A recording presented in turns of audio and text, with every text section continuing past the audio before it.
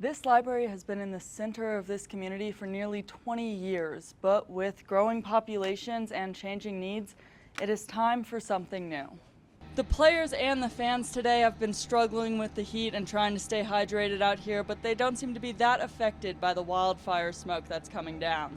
But they do hope for the best for the people near those fires. I am here in front of the Quarry fire that still sits at 341 acres, but the good news is the amount of firefighters that were here yesterday has now doubled today. It's supposed to get up to 100 degrees today here in Colorado, and one of the many ways people are choosing to cool down is by rafting down the Cashley Poudre River.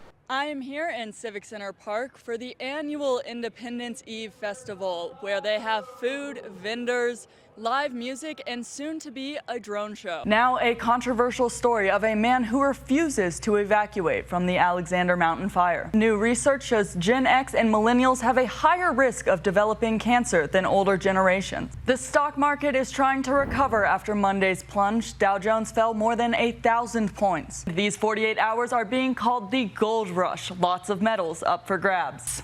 The World Dog Surfing Championship happened in Northern California this past weekend.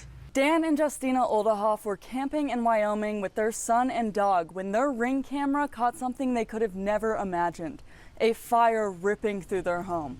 And now they have been shocked again by the amount of support their community has shown them in this time of need.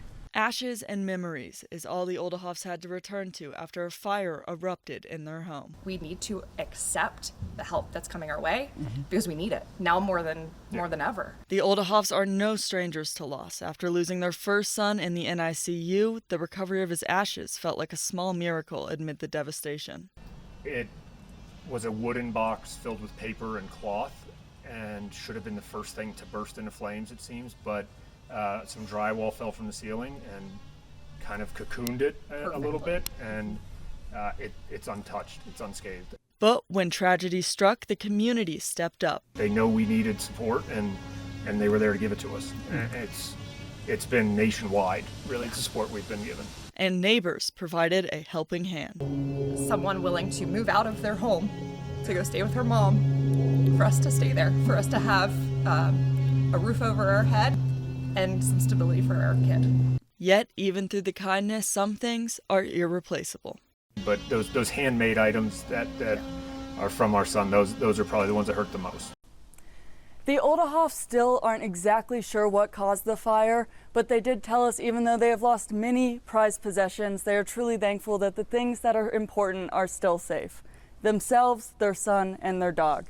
In Littleton, this is Kate Sherman covering Colorado First.